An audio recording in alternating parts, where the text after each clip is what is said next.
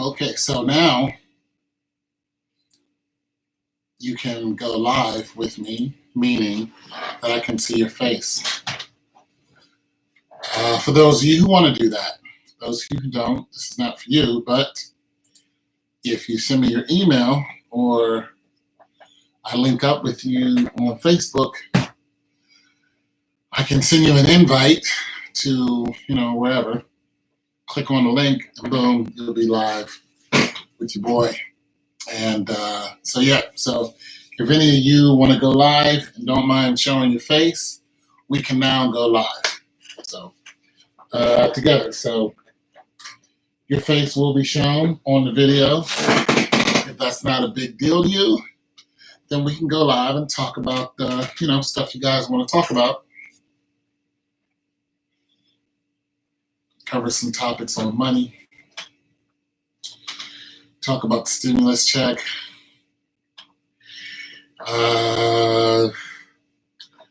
Some up and coming stuff going on with black men and women. The whole Derek Jackson fallout. Thing that's going on with Derek Jackson. So all you have to do is send me your email, and I will email you the link. And then if you want to show your face, you can. So there's that. I just wanted to kind of put it out like a PSA. You guys, you can go live with me.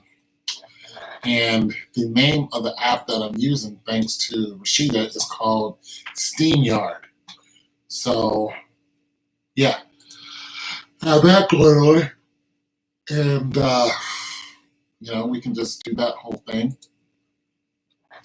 But we can cover a lot of topics that you guys want to talk about, and we can cover them face to face.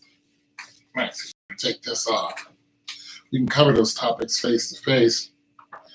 A lot of you want to be mysterious. I don't mind that.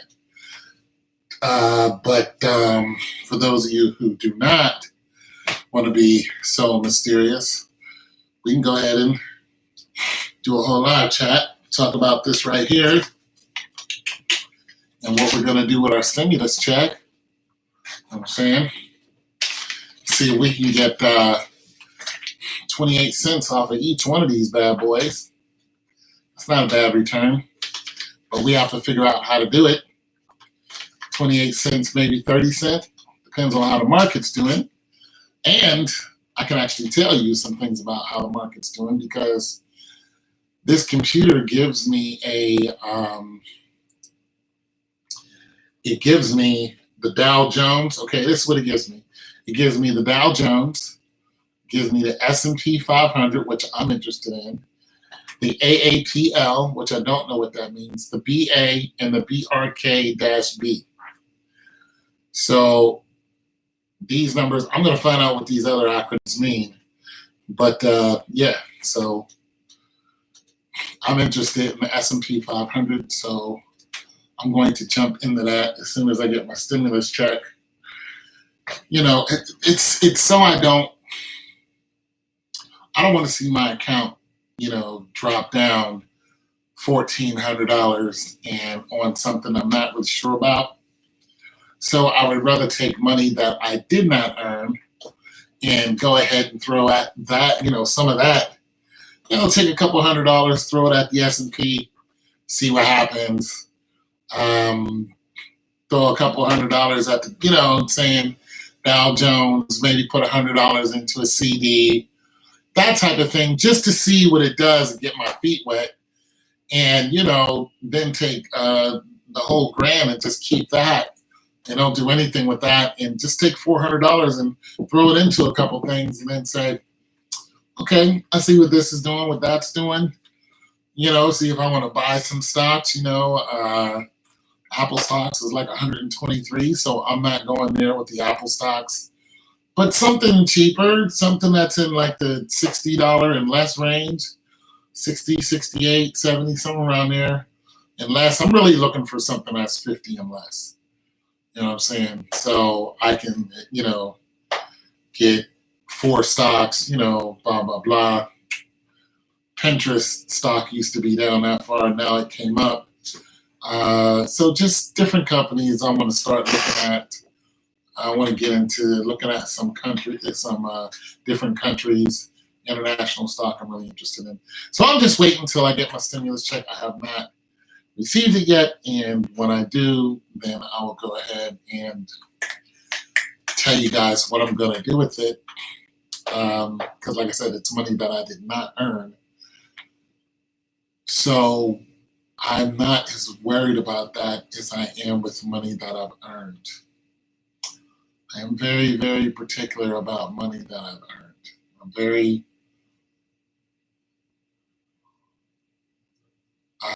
tight about it. Not very. Yeah. Excuse me. I'm careful with money that I earn. I do not take it lightly. And I tend to want to hold on to it, which can be good and bad, because you can hang on to it and it's not gaining any profit. If you see this dollar right here, I'm not gaining any profit with this dollar. This dollar is actually depreciating. The longer I hold on to it, the more it depreciates. That's the longer I hold on to this dollar and keep this dollar in my house, this dollar right here, the more it depreciates. Why? Because inflation goes up every year. So this dollar gets less and less and less. So how do you combat that? Well, you have to put it in something where the dollar is actually going to make some money. So I don't know what the depreciating value is of this right now, but let's just say it was 2 cents a year. So next year it's worth 98 cents instead of the actual dollar. Well, you'll know that by whatever the economy is going to do. And the economy right now is going to go up, right? Because of the stimulus checks. So everybody's being stimulated right now. That's what stimulus checks are for. Everybody's being stimulated. So there's a lot of buying going on. But when that ends, if the whole of America doesn't go back to work like it was before, and it's not, then you're going to start seeing a lot of declining and a lot of things depreciating. However, if the minimum wage jumps up to $15 an hour, which it is in some states, but if it jumps up like that in all states to $15 an hour, guess what this just did? It just plummeted. And in some cases, almost a third. So this, instead of being worth a whole 100 pennies, is going to be worth somewhere around 75 pennies. That all depends on what Joe Biden gets through as a bill. So you're going to have people making $15 an hour. So now the price of bread is going to go from $2.99 to $6.99. Well, if it jumps a third, so if it's $3, it's going to jump up another dollar. So instead, and watch, bread is, listen, you can tell inflation by the price of bread. You really, really, really can. If bread goes up another dollar, that's inflation. We're talking about in a median rate. So we're talking about the price of whatever bread that you eat. That's not like specialty breads. You know what I'm saying? They're not delicacy breads. This is just regular wheat and white, pumpernickel, whatever, sesame seed, just the average price of bread. And I'm gonna tell you another way you can tell how it goes up. Sometimes when you look at the price of a hamburger,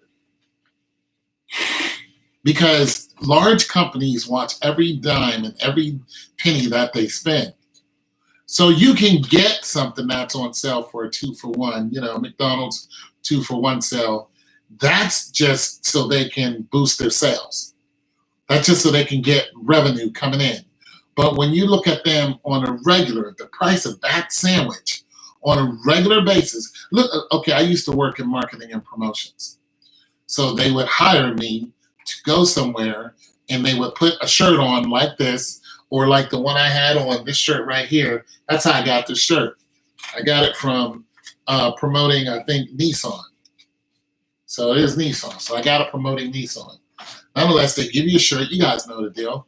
They put you out in front of something and hand you literature and tell you to hand this literature out with talking points.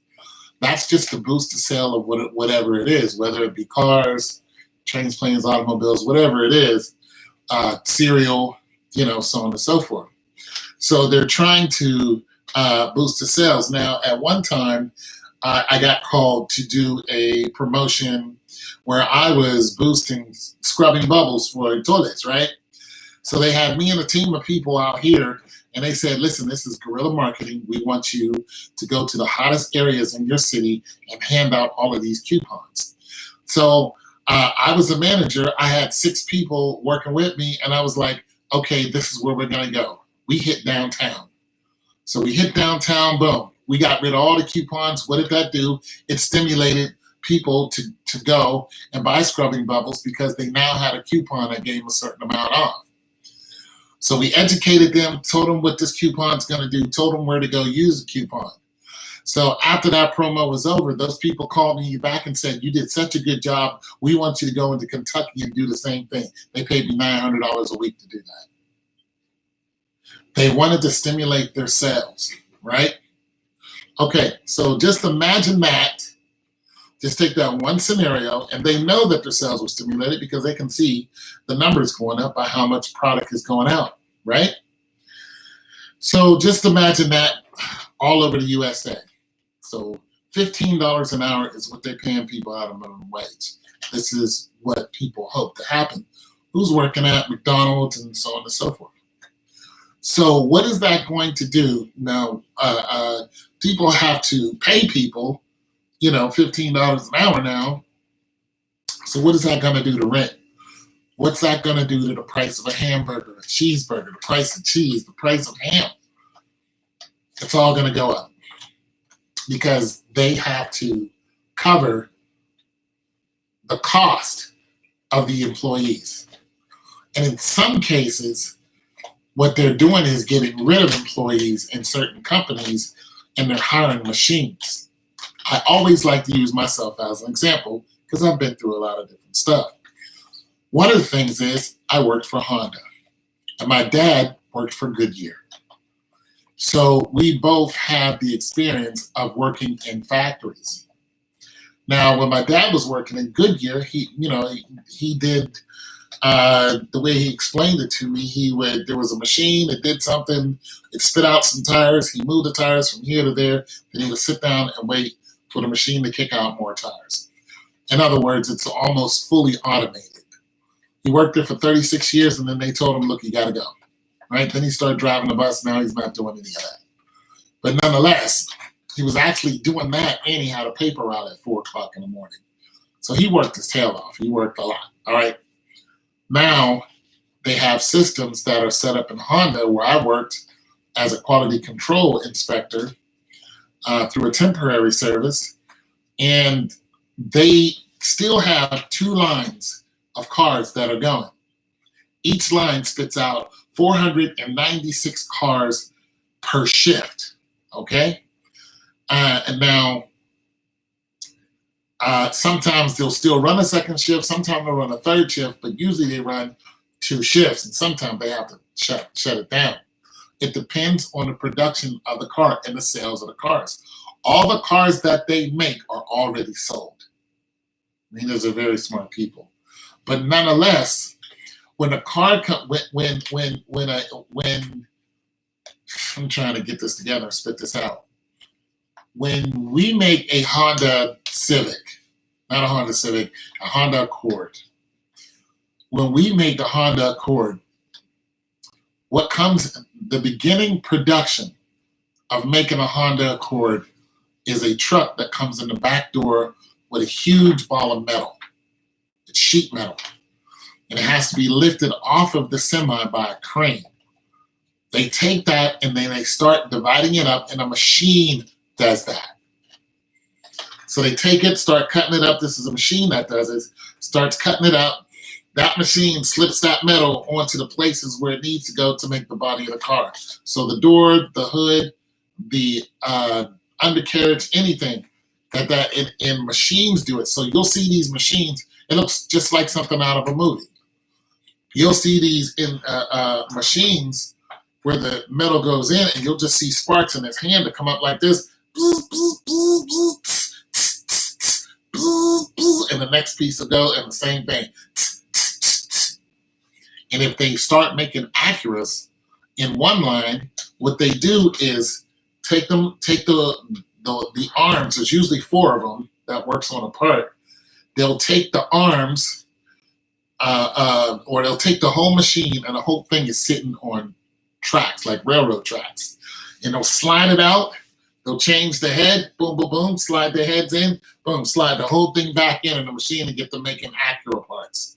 And there's somebody standing there looking at a computer, and while the whole thing, this thing is flying off sparks and it keeps going in the corner. And they're just watching it to make sure that the production does not stop.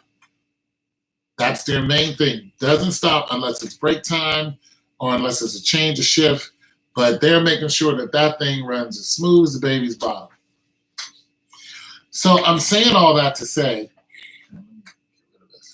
you guys might have said something. Hey, what's going on? How you doing, Polo? How are you doing? I didn't even see your comments. I'm sorry. How are you going to start streaming Yard? How am I going to start streaming my Ken, folks? You have to send me an email. And then I'll send you a link, and then your face will pop up and we can talk, face to face. Biden trying to get rid of like 3 amendments. Well, that's because it's not affordable. Did they give you your money yet? I did not receive my money yet. I call every morning around 4, then I'll call again around 6. And after that, it's kaput. I know it's not here yet. So, yeah. If anybody wants to talk to me live and you don't mind your face being on streaming live, I can now have a live conversation with you instead of you messaging me and me missing it. So anyways, what I'm saying is the price of inflation is going up, and when it does, the price of this dollar goes down. The euro's worth more than this. I don't know if the yen or the ruble, I don't know what they are compared to this. But the euro is definitely worth more than this. And I don't know by what percent. But, there's just some things that we can cover, as far as the money is concerned, You guys are out there, trying to invest your money. I highly suggest you do. I suggest if you're anywhere near my age, you go ahead and start a Roth IRA. Get an IRA. Start a Roth IRA, though. So you don't have to pay you pay the taxes up front. But the other IRA just seems like you pay more in taxes. It just does. So get yourself a Rothy. And, for you guys who have passive income, I think I'm just going to do a whole video on passive income. We're just going to look up some things because I think that there's people who think that they can't invest because they don't have enough money. I was one of them. I used to think that way. I can't invest. I don't have enough money. Well, there's a good chance that you have passive income. If you're winning money at a card game, that's passive income. If you're a YouTuber and it's not your main source of income, it's secondary or tertiary, it's passive income. You know what I'm saying? If you're just casually doing it like me, it's passive. But every dollar that I make, I'm serious about it. But it's not my main source of income. I, at this point, don't need it to pay my rent. And it doesn't come enough for me to pay my rent. But I have used it at crunch time to pay my rent. I remember I used to get a check once every year. And I knew when that check was coming. And I needed it. And I used that $100 to help pay my rent. And that's when I was still living here. So, yeah, I fell on some hard times, as we all do. But, so just the importance of passive income. Because I think if people think like I do, just regular people think like I do, then you're probably thinking, for one, the stock market is just too big for you. Nowhere near the truth. You're thinking that it's too complicated for you, or you're thinking that it's for rich people. Nowhere near the truth. It's us who keep stuff like that going, as a matter of fact. Or you think that if you have a little company that you can't get into the stock market, and that's not true either. You can actually, if you decide not to be private anymore, and you get enough investment behind you, you can actually enter in the stock market yourself and go ahead and sell shares of your company. You know what I'm saying? If you're not already diluted. So if you're diluted, that means you sold over 50% of your company. You know. So let's just say you started let's just say you started selling clothes. Everybody sells clothes, right? You had a nice design going on. You had a nice idea. You took a shirt, a regular t-shirt, and let's just say you cut stripes across it like this. So this was open here, and and then people, I don't know, something was going on with the shirt, right? And people were like, you know what? I like that. It's just a t-shirt idea. And your t-shirt starts catching on. And you're like, you know what? I'm gonna do the same stripes with pants. I'm gonna do it with socks. I'm gonna do it with underwear. I'm gonna do it with handkerchiefs. I'm gonna do it with hats. I'm gonna do the same thing, and it catches on. And everybody's wearing the stripes. We'll just call it that. So you went from making it at your house to you started off on Facebook marketing and SEO, and it got to the point where everybody was like, "Hey, I want one of those. I like them. Let's go."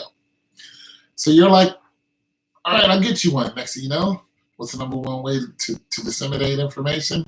Word of mouth. So somebody heard about it. Somebody told somebody else. Boom. Next thing you know, you have 30 people who are asking for your same product. Your product for just a t-shirt alone is $20. It costs you the price of the t-shirt plus the time to make it, which is somewhere around, let's just say $5.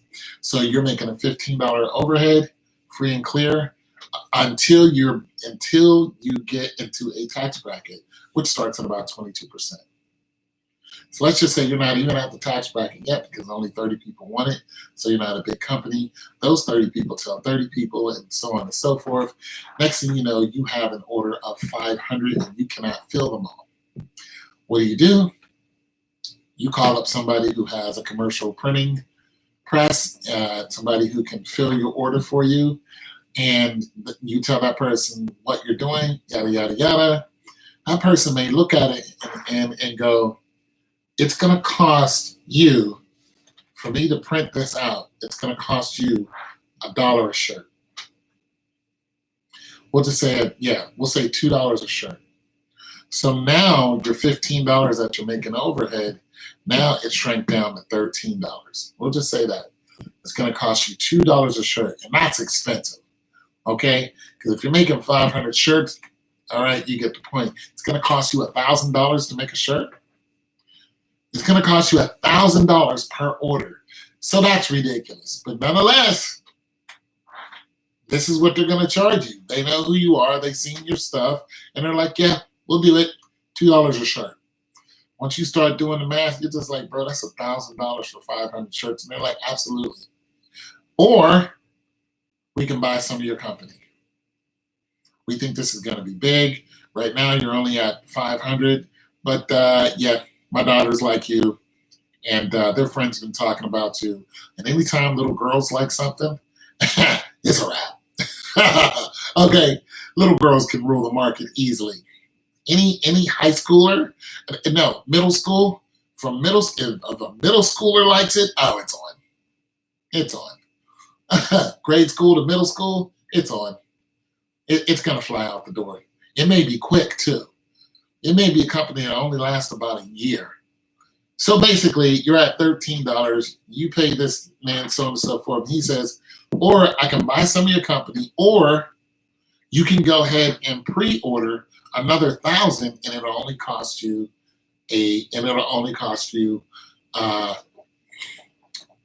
50 cents a shirt. See what he did? So he's like, $500 going to cost you $2 a shirt. If you order another 1,000 that you're not using yet, but you pretty much know you're going to sell it, it's going to cost you 50 cents a shirt. Or let's just say $1 a shirt. So the price is going down. If you order 3,000, it's going to cost you 50 cents a shirt in perpetuity. So even if you order 10,000, it's still going to cost you 50 cents a shirt.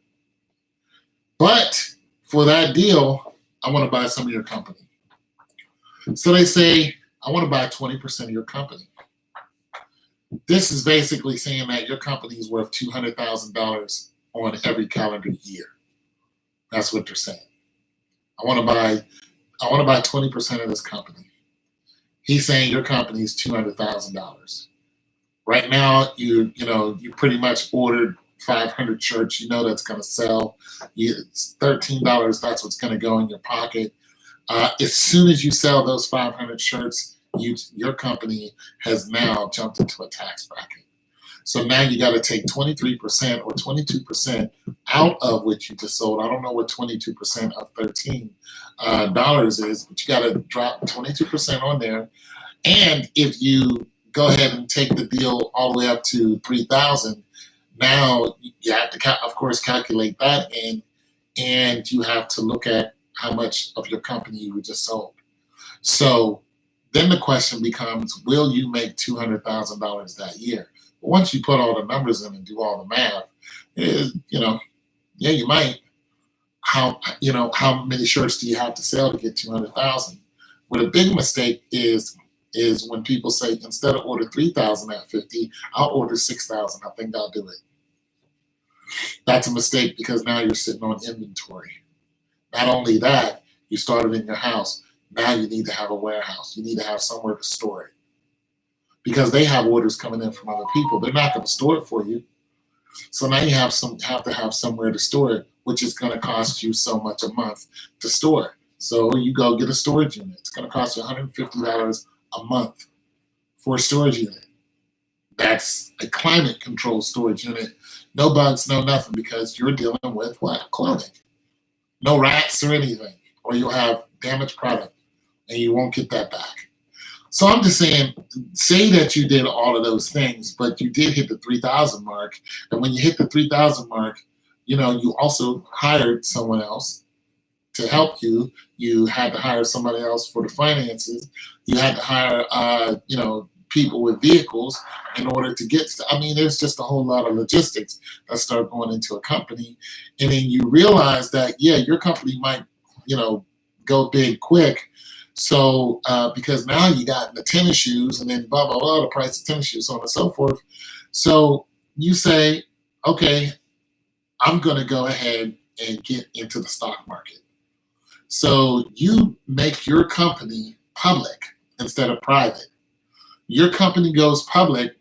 Now somebody like me or anybody else with just a few dollars they think they can take a risk with, they'll look at you, they'll look at your ticker number, which is 4 acronyms of VXPG or something like that. They'll look at your acronym and then they'll look at the company, they look and see that it's a starter company. You might have a GoFundMe out there, which is always smart. So you might have $50,000 in the GoFundMe. You tell people that. And now that you're public, they look at who the CEO is, see if you started a company before. Did it start? Did it fail? What did it do? They see the realm of what the company's in, which is clothing. And they look at if any investor behind you is somebody worth noting, like Damon John or Sean Puffy Combs or anybody who, Snoop Doggy Dogg or, anybody who's been into the clothing game like that. And they look and then they go, okay, Puffy's behind this. It's not Sean John, but Puffy was like, I'm going to take a risk. So Puffy says, you know what? I want 25% of your company, and I'll give you $100,000. Puffy just said, well, if he wants 20% of your company, he said your company is, I want 20% of your company. Your company's worth $100,000. He just said that your company's worth, I think it's $1 million. I think that's the way that works out. I have to figure that out. But he says if they want 10% of your company and they give you $100,000, they're saying your company's worth $1 million. Okay? So if they 20% of your company and they give you $100,000, they're saying your company is worth $500,000. All right, that's how that goes. So Puffy goes, your company is worth $500,000. 20%, I'll give you $200,000. What do you do? Not only is that, Puffy's going to give you advice. He's going to send his people over to you. He's going to, it's already jump started. He's going to put it on an international level. What do? You take the deal. But now your company is down 40% that does not belong to you. Now you have a company that's yours. You're the CEO, but 40% of your company does not belong to you. It's been diluted. Now, if someone else comes along, an investor comes along, someone like Damon John, who's done this before with Fubo, and looks at it and goes, I'm interested in it, and then he brings, and now you're in the hat game, and so he brings along, who's that rapper from Chicago? I forgot what this guy is, but he made $6 million on hats. It's not Big Sean. It's might be Big Sean, but he made $6 million just selling hats. So he knows the hat game, and he's just like, you look like a competitor. So he says, instead of trying to compete against you, I'm going to help promote your stuff, but I want in. I'm going to give you X amount of money. I'm going to give you another $100,000. You're going to give me 10% of your company. Because we know Puffy's behind you, so on and so forth. And then you look at that deal and you go, that's half my company that's gone. Half the company's gone. And if Damon John steps in and says, I was going to make the same deal with you, but now I'll give you $300,000 for 30%. So you say to Big Sean, no. You say to Damon John, yes. Or you say to Big Sean, yes, and Damon John, no. So now it's 50% of your company is gone. If somebody else comes along with it, wants you in it for a year, and they offer you $1 million and they want 2-3%, you are now out of the controlling interest of your own company. And this is what happened to Famous Amos. That's how he lost the cookie company. Investors. The old guy, Famous Amos, that's how he lost it. And this is how a lot of people lose their companies, because of early investors will come along and they'll ask for large percents of the company in order to give you a significant amount of cash. And once they do, they own that company. And in some cases, they'll say, I'll give you $100,000 for 51% of your company. Well, you already know that 51% means they control the company. And the reason why they want to control the company is because they know what they're doing and you don't. So if you ever saw the company that, oh my God, they sell these delicious cupcakes. I forgot what they're called. But basically what happened is they had an investor come and say, okay, we'll buy into it, but we want 51% because I've been in the space before and you have no idea what you're doing. So this means that they're going to take over logistics. They're going to take over your accounting. They're going to hire their own lawyers. Are going to step in and do whatever it takes just to get the product off the ground. They're going to go in and talk to every distributor all the way across the country. It depends on where you're at in the country, but if they can get across the country, they will. And they're going to do all your copyrights. They're going to go to neighboring countries like Canada, Mexico. They may even, take a trip to Europe to get it started. So all of that you yourself don't have to do, as long as you give up a controlling interest of your company. However, you are now in the stock market. I know that was a long-winded breakdown of getting into the stock market. You don't even have to be that in depth. You can just be a small company and get into the stock market. But nonetheless, you can get into the stock market.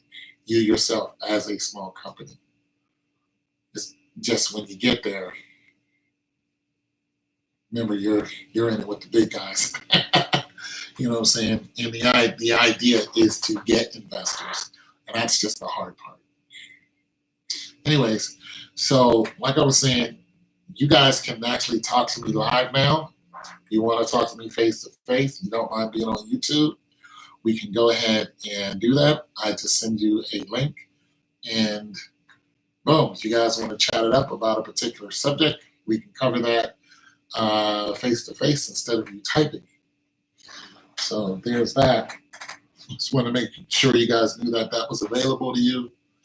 A lot of you have odd questions for me because I talk about a lot of different stuff. So you have a lot, just a lot of odd questions for me, and I like your questions. You know what I'm saying? I like your questions, but I know that the forum does not allow you to sometimes express everything that you need to say, and things can get misconstrued. So there's that. And yeah, so anybody got anything, questions for me at this point? No, I did not get my stimulus check. So when I do get my stimulus check, I will let you guys know, because I'm going to give you a $400 breakdown on what I did with it. I'll take $400 on my stimulus check, and I'm going to show you exactly what I did with it. Exactly. I'm not going to show you any accounts or anything like that, but I'm going to tell you this is what it went into. This is what it went into. And this is kind of starting a financial vlog for me. It'll be date stamped through YouTube because I've never done this before. So when I do this, I'll come back to the subject maybe in a week or maybe in a month and say, okay, I've been doing this for a month. This is what's happening. So if there is anything that I've gained, which I should, I can simply pull up my dividends and say, I put $200 into the S&P. These are my dividends. The S&P is now here. This is what I made after a month.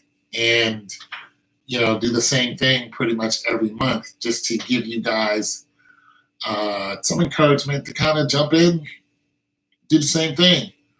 I'm going to throw $25, $30 into a Roth IRA, and this is what happened. I'll throw, half $100 into a 4% CD and say, this what happened.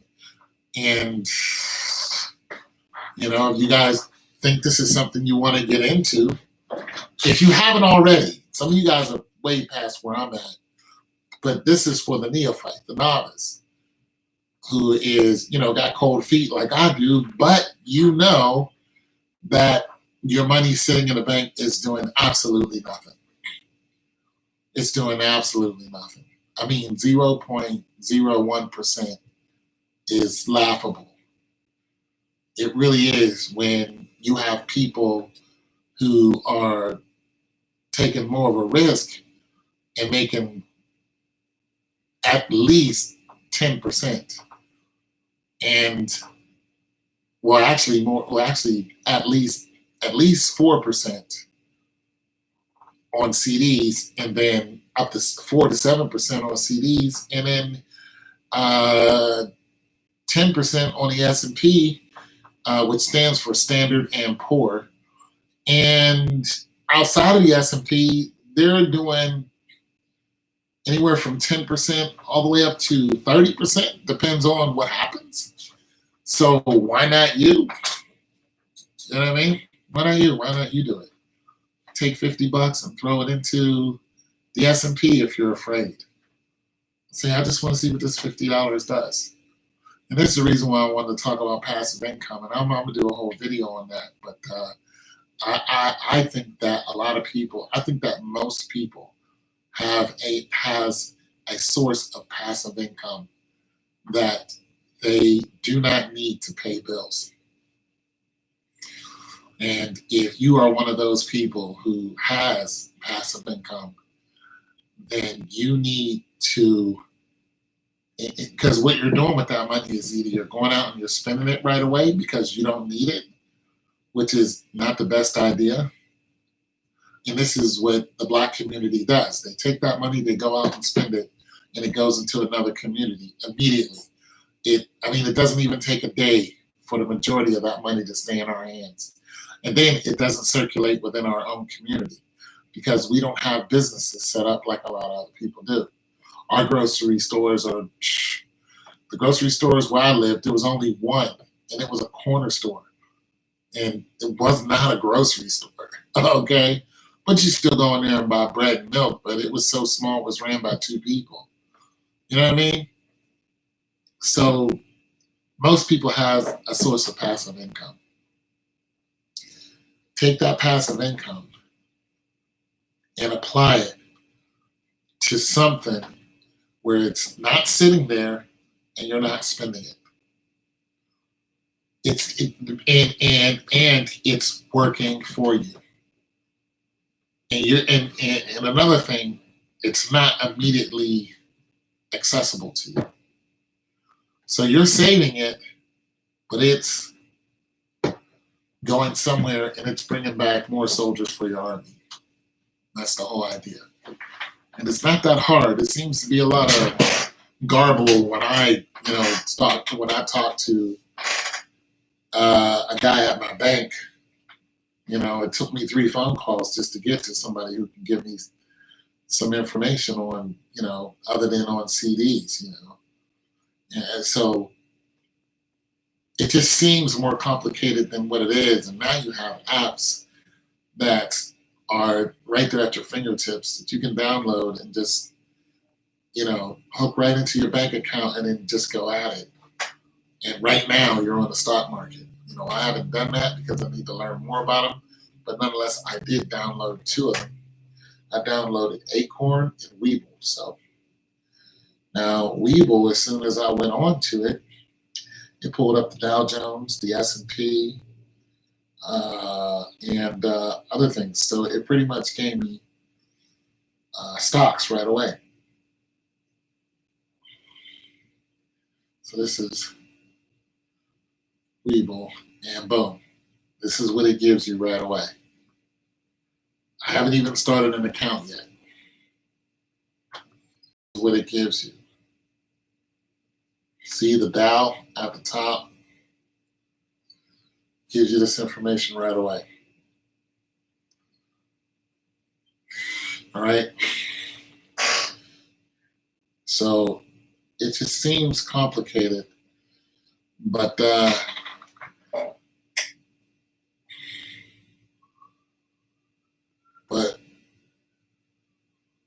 I've learned a bunch of stuff by making one phone call. Waking up early in the morning. Not that I had to be early in the morning, but I wake up every day around 4 o'clock. And I started listening to Dave Ramsey.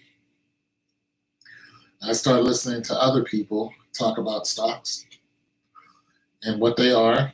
And a lot of people are in the same position that I am. They don't know, but they want to take a chance.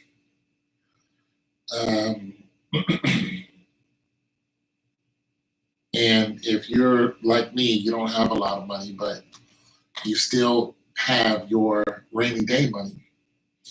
Your rainy day money is, to me, 3 times your fixed cost. That's what it is to me. Now, for some of you, it's less than that or more than that. But 3 times your fixed cost. That's car payment, rent, any of your major bills. For 3 months, you should be able to pay that off until you get, boom.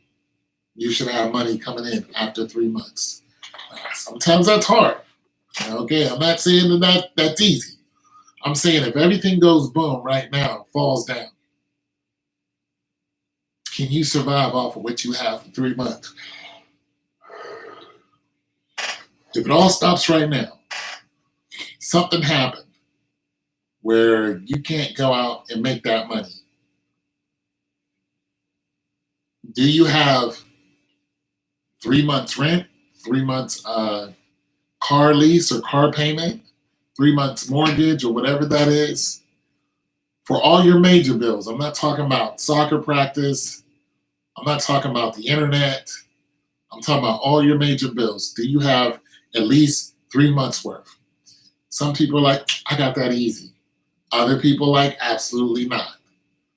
And I have been in both positions. Okay? So right now, I'm able to do that. But I keep my costs low. That's another thing, you guys. I do not have expensive habits. That's another video I'm just going to make. Do you have expensive habits? Because a lot of you probably got habits that you don't think is expensive, but once you start breaking it down to the dollar, you'll be like, that pack of cigarettes. How much is a pack of cigarettes? How much is a pack of cigarettes now? $7, $8 for a pack of cigarettes? Not yet, but just got my stimulus check and paying off my credit card bill and putting money up in my retirement account. See, there you go. There you go. There you go. So, okay, so I don't know how you say your name, but we'll call you Junior. So your rainy day fund also got to start to learn how to cut my hair to save money. Yeah, I cut my own hair for the majority of the time. I just go ahead and don't really worry about the back too much. So I cut my hair the majority of the time. I used to have my hair way out here about a little less than 2 weeks ago, and I cut it down. I miss my fro though. But when you're dealing with people and you want to be in business, you got to look presentable. All right. So, Junior, you're going to take your $1,400, and this is what Junior's going to do with it. He just got his stimmy. He's going to pay off his credit card bills. I don't know what his credit card bills is. We're not going to ask him. But nonetheless, he can tell us what percent. Well, don't even tell us that. We don't want to know anything about how much something is. My neighbor. Nonetheless, you can say, so he's going to pay off a certain percent of his stimmy. It's going to go to his credit cards, right? Pays off his credit cards, which is very smart because that is a fixed cost that you don't need to have. So pay that off. Putting money up for retirement, that's another thing. So are you talking Roth IRA? Are you talking IRA? You're talking 401k, PERS? What are we talking about? Well, it wouldn't be PERS. PERS you're already paying into. Your 401k you're already paying into. So are you talking about a mutual fund? Like what are we doing? When you say your retirement fund, what are you talking about? A Roth IRA? Yeah, Rothy. So you're going to pay taxes on your Roth when you're putting actually money into it. You'll pay taxes on your Roth IRA. That's the good part about it. What's really something is on a Roth IRA. So you must be in your 40s and 50s. Okay, so on a Roth IRA, you pay taxes up front on it, right? Boom. Then you put money into it. So let's say you take $500. Boom. You pay whatever. Okay, 28 still. You pay, okay, the reason why I said that is because on Roth IRAs, there's only so much they allow you to put in according to how much you make a year and how old you are. So if you make $120,000, I don't think that they allow you to put as much in as if you made $80,000. And if you're 50, they allow you to put more in than what they do if you're 30. So that's how you guys should look up Roth IRAs. There's a lot of things that goes on with it. And a lot of it is according to your tax bracket. Okay, so it depends on, look it up. I'm not an expert at Rothies, but I get the basic gist of them. And I was listening to another guy's show, and this woman came on, and she was like, she's putting $25 into a Roth IRA. So you don't have to put a colossal amount of money into your Roth IRA. It is a long-term plan for retirement. I'm tripping. I'm 27, but yeah, that's true. It's only a certain right. It's only a certain amount that you can put into a Roth IRA. You can put in for your such as the max is 6,000. Okay, so you can put in six at his age and at his income level. He says the max is 6,000. And so that's why you guys need to look up Roth IRAs because they're good, and then you look at what your return is going to be. But the problem is, it all depends on how old you are and how much money that you currently make. And I guess they did that in order so somebody who's making millions and millions of dollars, or we'll just take $200,000 and a 28-year-old, they're not going to allow you to put in the same amount as somebody who's making $80,000 because they're just going to get more of a benefit than you are. And they're going to get I wouldn't say a higher percentage, but they're just going to get a benefit. And like I said, this is long term. I don't know that much about Roth IRAs, but they do sound like a good idea. Now, me personally, I would take a smaller amount, put it into a well at my age, I would take more than a person who is 20 years younger than me. So this young man, he's 20 years younger than me. So, him putting in $400 into a Roth IRA and me putting $400 into a Roth IRA, it's just different. You know what I'm saying? Because of our age. Me, I'm going to reach retirement age long before he will. You see what I mean? So in the long run, he's going to get more out of the Rothy than I will. That's what I'm saying. So when I look at that, I go, okay, I'm just now starting a Roth IRA. Let's just say I dump $300 a month into it, right? I don't just put $300 into it and say, hey, do whatever you're going to do. I go, you know what? I'm going to put $300 a month into it until I reach my level of, let's just say, $6,000, $7,000. Boom. I top out at the end of the year or whatever it is, and boom, put all the money I can into a Roth IRA. You can do something like that. Tell man, I used to be terrible far as managing money, but what changed my mindset was reading.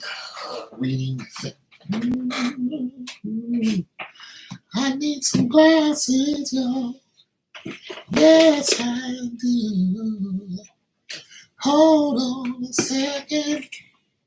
Wait a minute. Okay. Tony used to be terrible as far as money is concerned, but changed my mindset was reading, thinking, and growing. Thinking and Growing Rich Man in Babylon, and Dave Ramsey. Still learning. Listen, I like Dave Ramsey. I like Dave Ramsey for a few reasons. Seems to be a straight up guy. He doesn't have any scandal going on that I know of. Even if somebody says, somebody did a YouTube recently on Dave Ramsey's mutual fund exposed, and I just thought that was a little aggressive title because it turned out when I listened to that whole thing, I'm like, you're actually agreeing with Dave Ramsey. You're not, you went and found out, pretty much in a gist of the mutual funds he's using, not the actual ticker number, but you found out the value of the mutual funds he's using. And you're like, yeah, so Dave Ramsey's right. He's beating the S&P every year. I'm like, it's just, so nobody has anything to make me not want to watch him. Like a Susie Orman.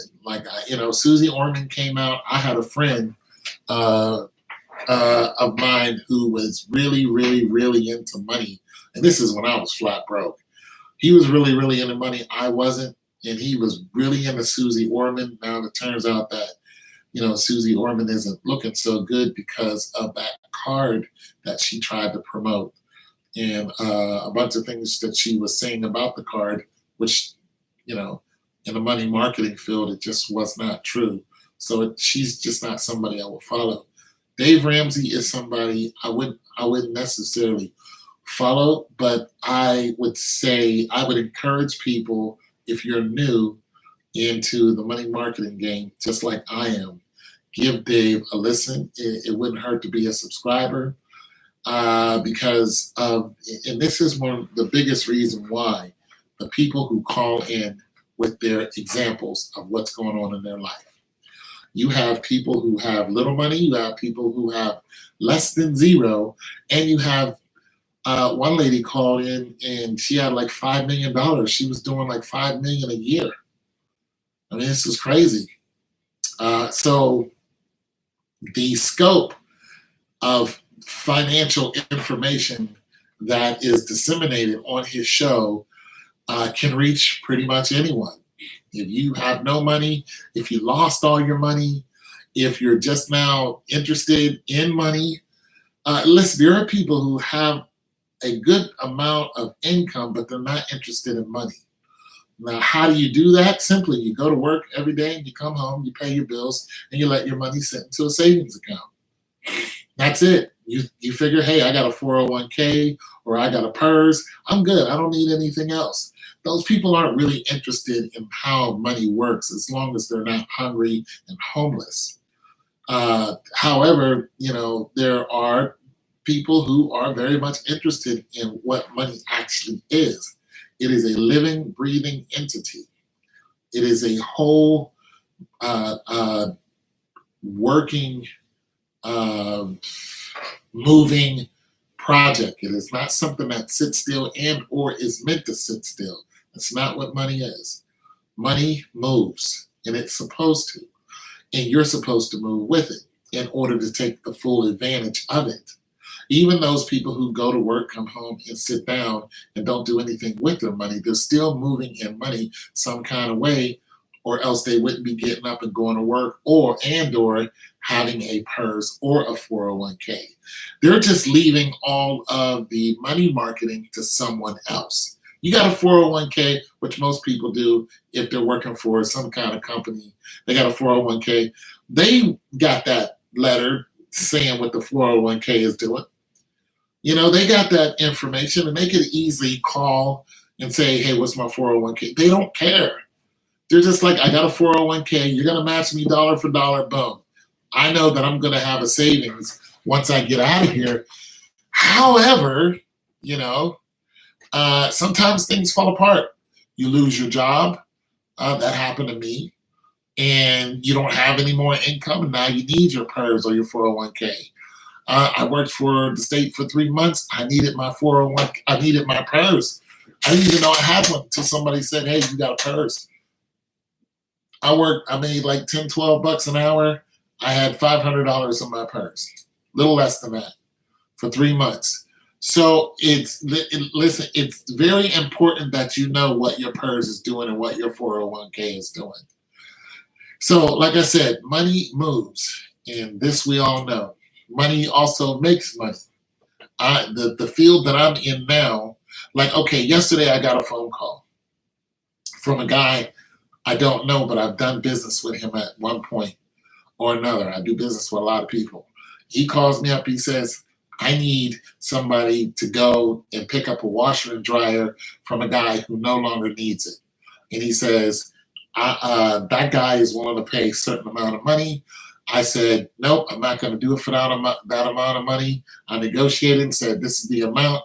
If that guy wants it done, tell him I'll come up tomorrow and do it at this amount. I just got back from that job a couple hours ago. And it's not a lot of money, but nonetheless, this is the first initial contact was for somebody who, and I talked to him, I said, did I sell your fridge? He's like, no. So I don't know how this guy got my information, but it has something to do with the appliance business. You see what I mean? Money makes money. I just get a random call out of nowhere, and boom, they're like, I have an opportunity for you in the same field. This is the way you have to think about money. Money is making money somewhere. There's a connection somewhere. Money is a living, breathing entity. And you have to have that mindset about it. How is money moving today? What's money going to do for me today? How can I get into the river of money? If your money is a pond, then you're making a mistake with it. Meaning, if your money is just sitting still and depreciating, that's what a pond does. A pond sits still. There's water that goes into it, and then what's it do? It sits still. It doesn't go anywhere until it starts to what? Evaporate. Meaning your dollar is depreciating. Any of you who have a savings account, your money is pretty much depreciating if it's not keeping up with the market. Okay, and I don't mean the stock market. I mean if it's not keeping up with inflation. So if you have $1,000 in the bank, and your bank is, and it's a savings account, and your savings account is giving you 0.001, then your $1,000 made $10 in a year.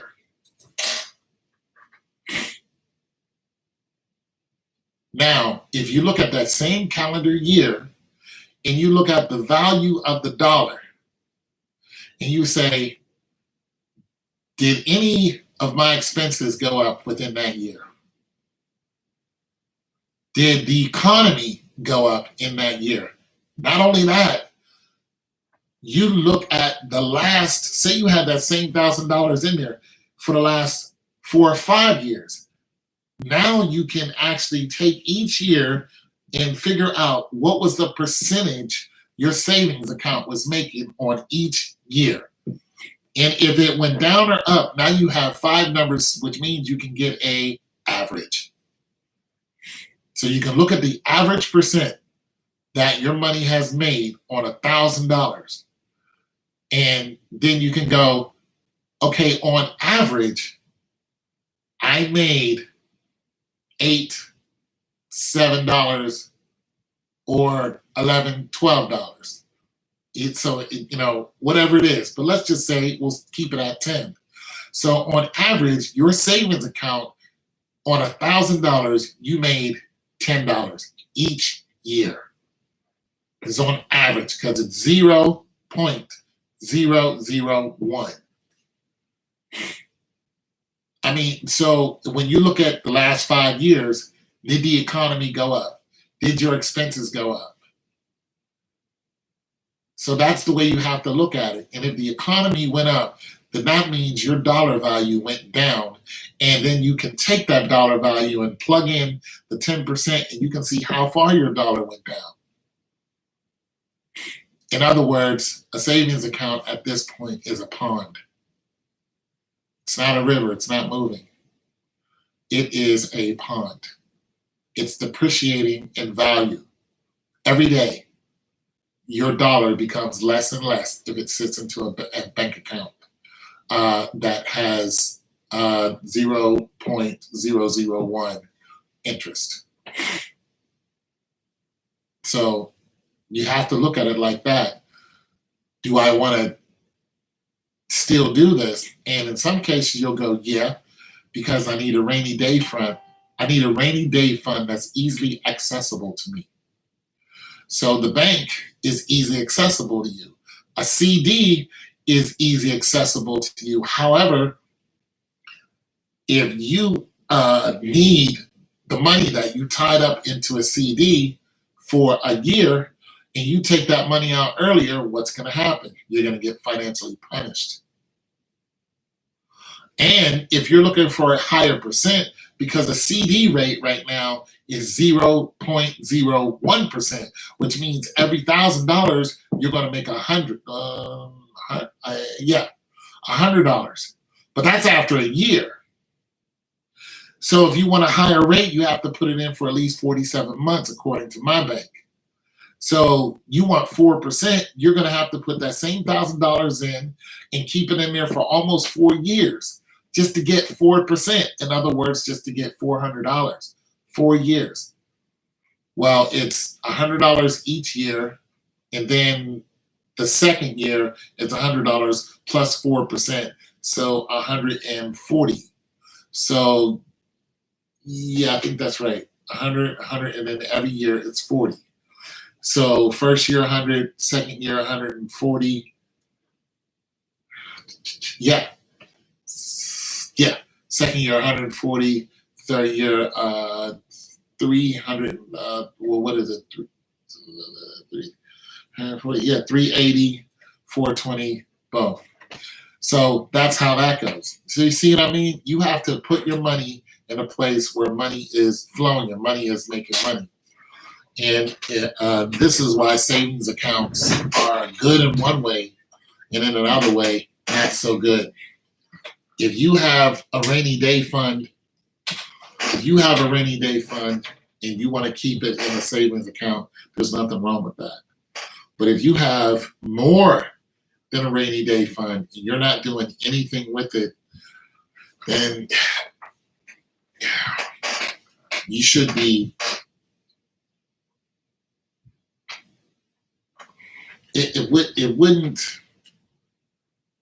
would be advantageous for you to look at a low risk, which is a CD. I mean, if you have $5,000 in the bank, that's your rainy day fund. If you have $10,000 in the bank, you can take one of those and start playing with it. You see what I mean? Or say you want to get bold. Say you want to take two and put it into a 4% CD. You get, you're going to get a $200 return off of $2,000. As long as you don't take it out. Because if you do, they're going to penalize you 20% if you take it out before the year's over, or they'll penalize you 15% in perpetuity. So it doesn't matter if you take it out in a year or 10 years. 15% is in taxes you pay to the government. So that's what I'm saying. At least throw it into a CD, because CD is not as risky. Yes, Tone, I look at it. Yeah. You got to look at it like a river. And how can I get this, the flow downstream? Yeah, Tone, I look at it like this. You should want to save money, especially if you're working. If you're just spending all your money and not putting anything aside, it's like working for free. Yeah, I guess working for free. Yeah, you're working for free. Well, you're working for somebody. You're just not working for yourself. And that's the whole point. The dollar in its constitution, its purpose, is meant to go out and bring other dollars back. The whole point of finance is not to be stagnant. When you really start looking at how people make money, how did 50 Cent make all this money? He made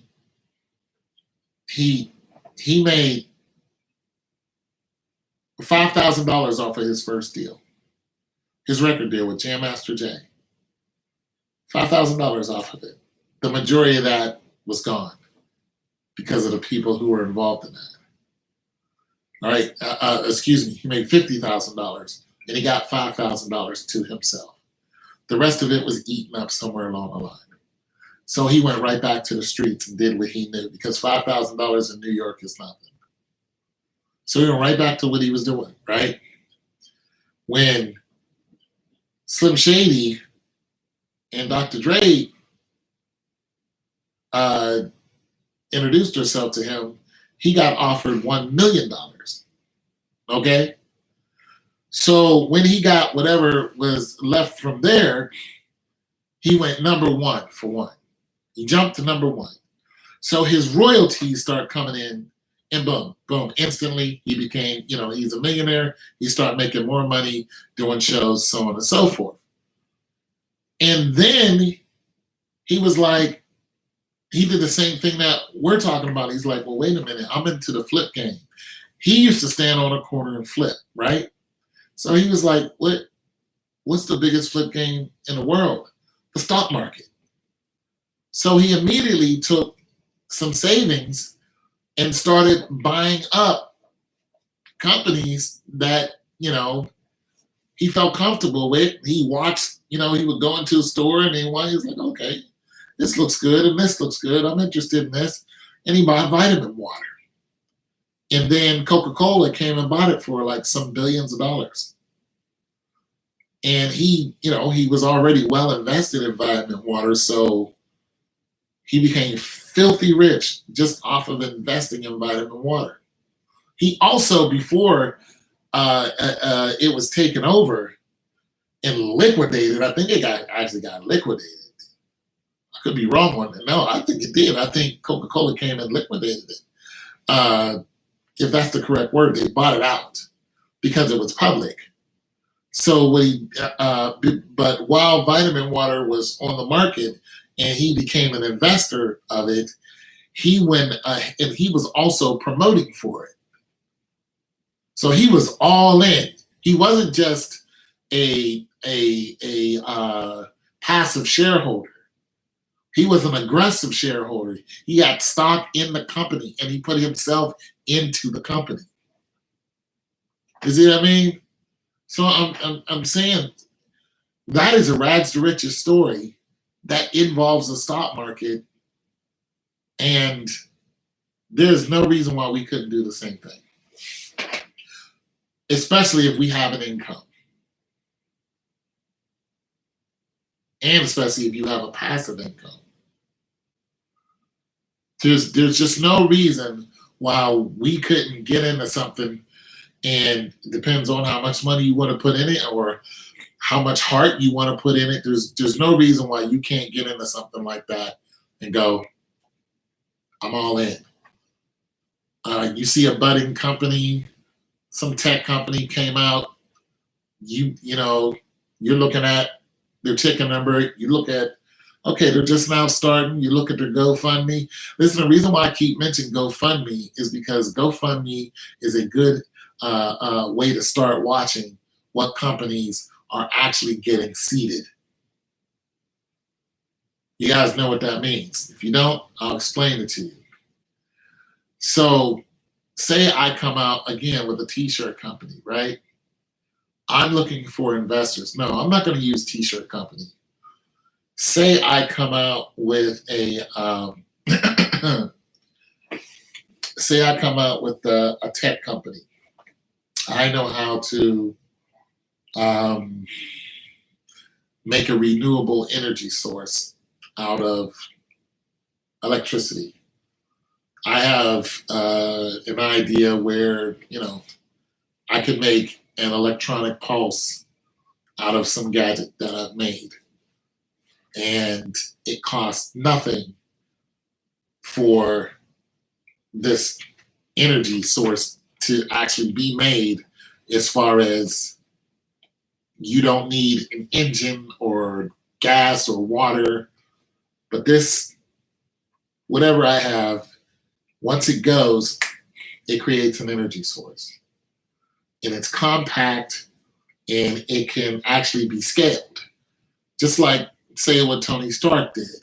He had the energy source that he made, and then when he didn't want to make weapons anymore, what did he do? He scaled it. So he made the largest, flux capacitor or whatever that was. And he's like, I'm going into a different field. So let's just say I made something like that. Boom. Renewable energy source. It can be scaled, so it can be blown up, 100 times and actually power a city, yada, yada, yada. But people didn't believe it worked. So people were like, I want to see it work. So I make up a YouTube channel. I show what it is. I get all my due diligence out the way, which is copyrights. So all the money that I have a regular job, all the money that I use in my regular job, I put it into this item, and I paid not a copyright lawyer, but you guys know what kind of lawyer I'm talking about. I paid a lawyer to, file with the government and say that this item is mine. I forgot what it's called. And one of you guys are going to know what it is. But anyway, so this was a good lawyer. He or she didn't try to rip me off, because they will try to take your idea.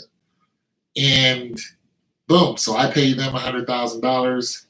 They go ahead and make sure internationally, Canada, Mexico, China, that nobody can take this idea without a lawsuit. And, it belongs to me. I go ahead and put it on YouTube. I start making YouTube videos with it, blah, blah, blah. People are interested in it. They want to know, yada, yada, yada. How can I get involved? I say, well, in order for me to make this and put it into a car, I would need this much money, yada, yada, yada. Long story short, people start giving me money in order for the project to actually get off the ground and actually for a company to be born. Other than that, it's just a project. There are a lot of these projects that are going on now, and one of the ways to find them is a show called This Could Be Big. You can look up This Could Be Big right now, and it's on YouTube, and there's a whole list of companies that are coming out with all kind of different ideas. You guys can get involved in This Could Be Big and go right to their GoFundMe. Now, here's the thing about that. If you do this, you're actually seeding the company, and they have different amounts that you can put in, and in some amounts you can actually become a shareholder. So if you believe in that company or whatever it is that much, you believe that these kids got a great idea, this could be big, you said, I'm in on that. I'm going to go ahead and give them the $5,000 they're looking for, and I'm going to be a shareholder. So you do that, you lawyers and all that. Boom, you're a shareholder. You're a 3%, 4% shareholder. So, if you start doing the math on that, say you're 3 or 5% shareholder, you're saying that, what did you give? You gave them $5,000? You're saying if you're 5% of $5,000, you're saying that it's worth $20 million? That's going to be worth $20 million? Somebody check my math on that. So you're saying that company is going to be, let's see, because if you gave them $100,000 at 10%, you're saying it's $1 million. So if you gave them, no, I did that wrong. 500,000, but nonetheless, you're not going to give 500,000. So let's be reasonable. 5,000 is more in the grasp for 3%. I forgot. I don't know what amount of what you're saying it's going to be, but nonetheless, if you become a 3% shareholder and you give them $5,000, there is a value on that you're saying what you think this company is going to be. I don't know the math. Nonetheless, you can do that with a lot of companies that are growing right now. It is a big risk, but if you have the money and you believe in a company, a lot of electric bike companies, a lot of renewable energy source companies, things along that line, if you think that it's possible, then you should check out This Could Be Big and go ahead and contact them. Go to their GoFundMe and see if you can become a partner. Because if it does get off the ground and they actually go public, right at this point, they're private. But if they actually go public and you're riding with them, you just got in on the ground floor of something that could be big.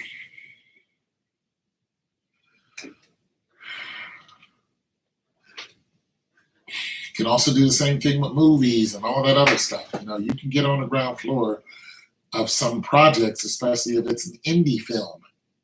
Some of the biggest films in the world, the most notorious films in the world, are indie films. Case in point, Monsters Ball. That was an indie film. Okay? So not all films go to Hollywood and have to go through all that nonsense. A lot of them are small indie films that just hit hard. So yeah, Monsters Ball was one of them. There's just a lot of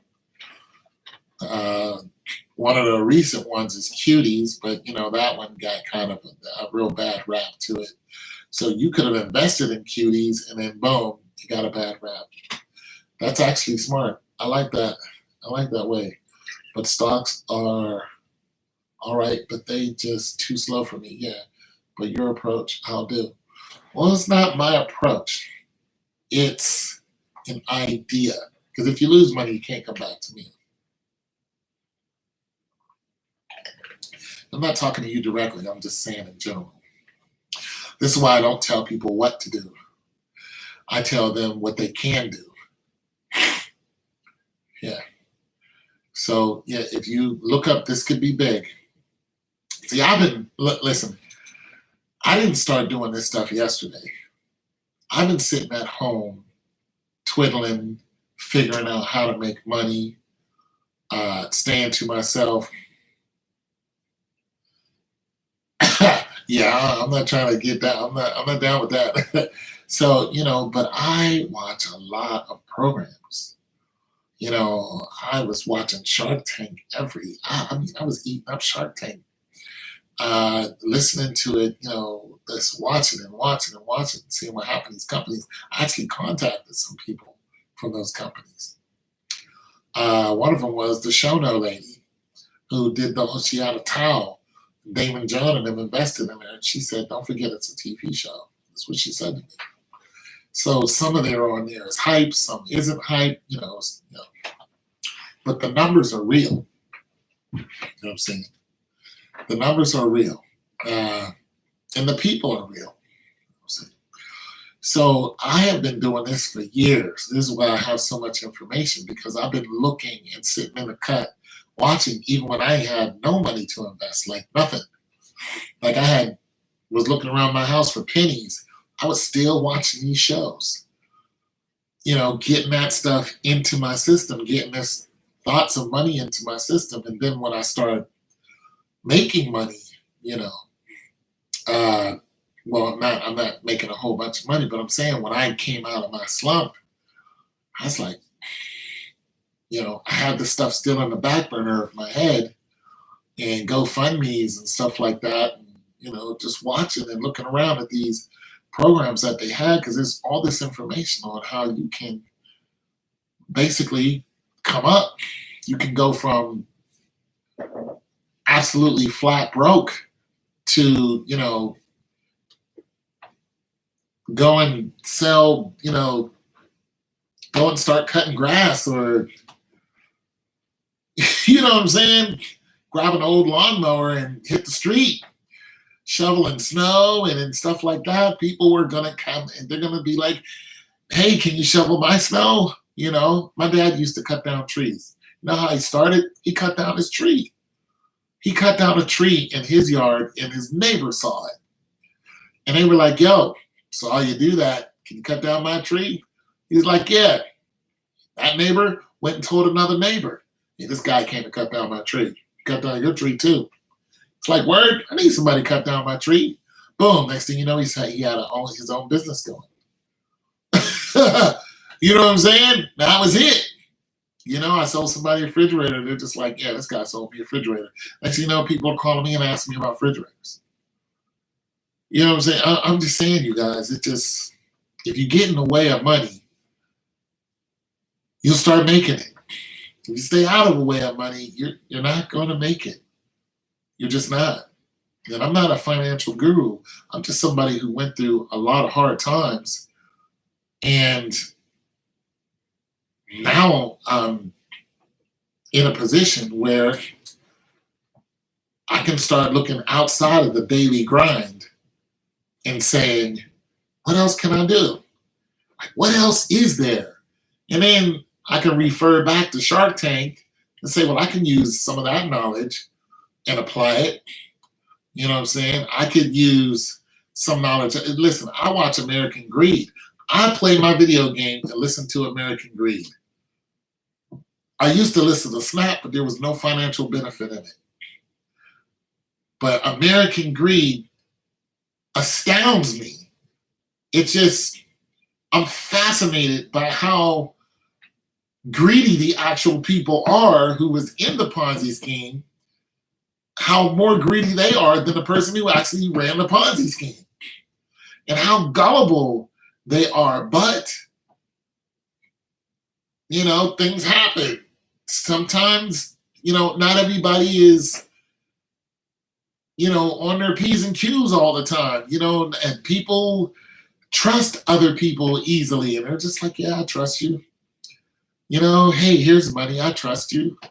And some people got money to literally throw away So they'll hear about some deal that they know is too good to be true, and they'll throw 50, 60,000 at it just to see if it sticks.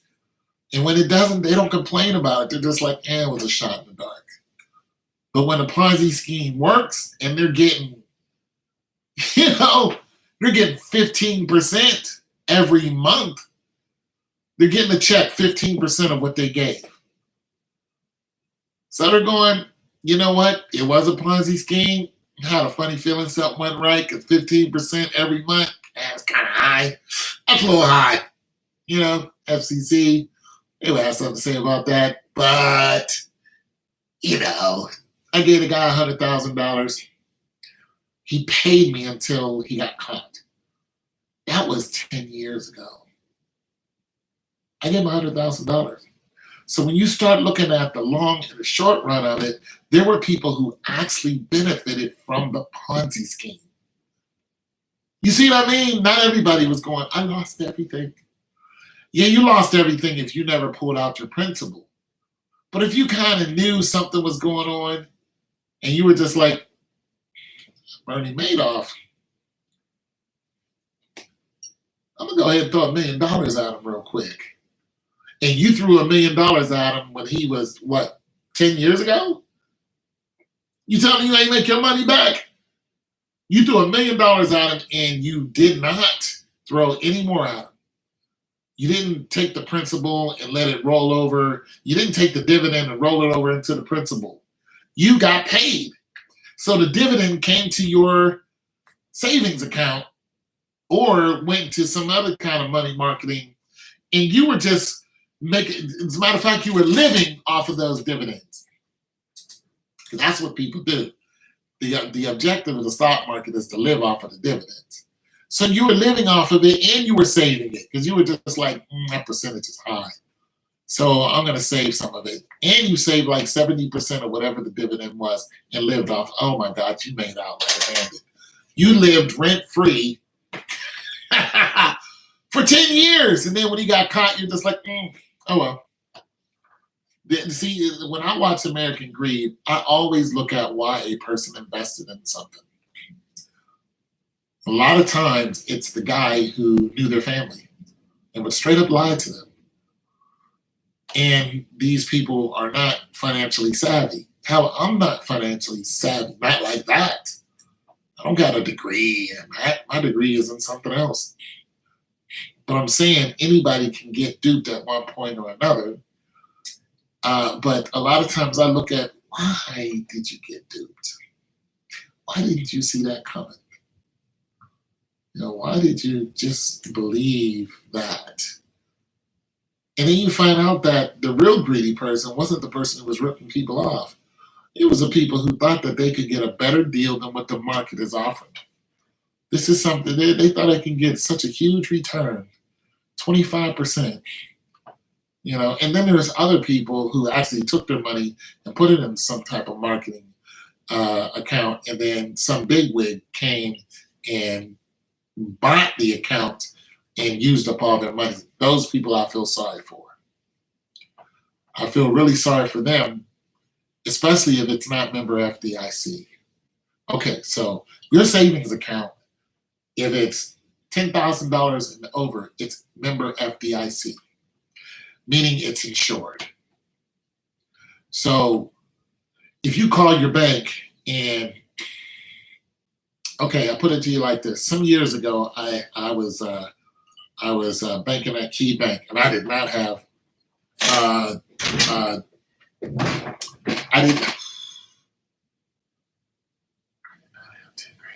didn't have 10 grand in there. And what happened is I sued a company. At Workman's Comp. So I took the check, threw it in, and next thing you know, I had 10 grand. So when they saw me, they treated me completely different. And they started sending me out information. Because they treat people who have 10 grand and over a lot better than they treat people who don't. And then at, the bank I'm at now, at one point, I had more than that in there, and they still treated me like crap. And I just called the other day to talk to a financial guy, and the one guy told me, he says, well, I can't give you advice on financial money market and so and so. He said, we usually talk to people who have $250,000 in the bank or more. Pissed me off a little bit, but it encouraged me. I was just like, give me a year or two. You know what I mean? I'm just like, man, just give me a little bit. I wish I knew your name. You know, I'm about to thank you for that. But he's like, man, we talk to people who got $250,000. He said that so casually, as if $250,000 people are just everywhere. Well, in his line of business, every day he talks to them. And it's almost a, why aren't you one of these people I talk to? It just kind of got me right here. You know what I'm saying? It just kind of got me like, I can't always have a broken frame of mind. I can't have a $5,000 frame of mind if I'm trying to get to 5 million. You can't have $50 in your pocket and you covet that $50 to the point where you think you're never going to see $50 again. You can't. But you can take $50 and then start breaking down what $50 can do for you and how you can take $50 and make it 500. And that's how I got money in the bank. I literally took the value of an item and I looked at how much I could get it for, and then I said, how much is it worth? And every item that I get my hands on, I look at the market value of the item and sell it back at the market median value, which is right in between. So there's a lower market value, there's a higher market value. Depends on what that item is. There's a good chance I sell it right in the middle range, and then sometimes I go ahead and pitch it higher because I know I'm going to get haggled down. So here's the median range. Here's where I set it. Here's where I'll get for it. That's how I made money. And I started off by digging in the garbage. No lie. My neighbors know it too. They used to scowl at me. And they would watch me and watch me and watch me. And then they watched me pull up with a truck one day and was just like, okay, we see you. Be like, yeah, I paid cash for it. I paid cash for that, by the way. Bing. So yeah, I'm just saying, you guys, the median value of an item. If you get something that's value, that has a value to it, I don't care what it is, that has a value to it, look at what the market value is of it. This old phone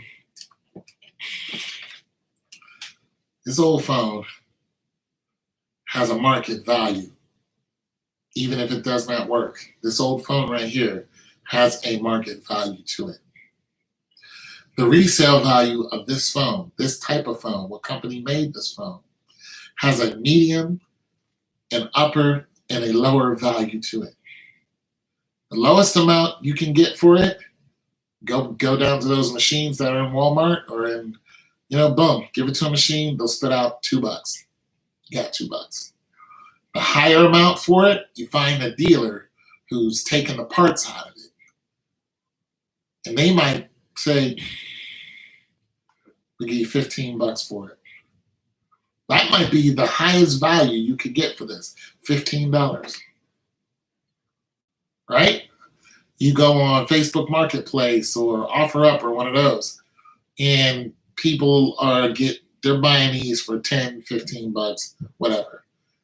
So now you have an item, you know pretty much what the bottom and top and medium is, and let's say you have access to a lot of these.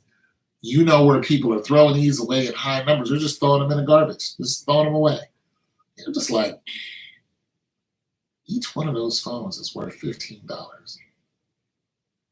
Broken glass, whatever, because people want the inside. They want the chips to them.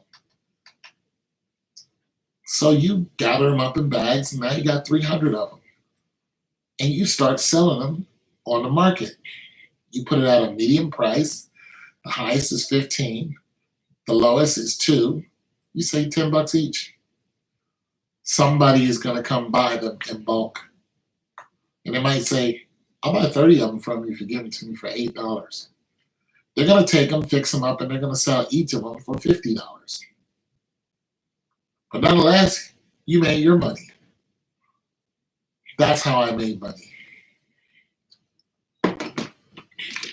The medium value. What is the medium value of whatever it is that you want to do with? Well, I've talked for an hour, you guys, and not unless you guys have questions for me, I'm going to start limiting my chats to an hour, because I'm not making money off of these chats. And there's usually 1, 2, maybe 3 people listening. So I'm going to cut down the information and then start maybe chatting for like a half an hour, unless, there's more people listening, or people start, putting money in the super chat. I don't usually ask for it, but people don't listen to an hour of, you know what I mean?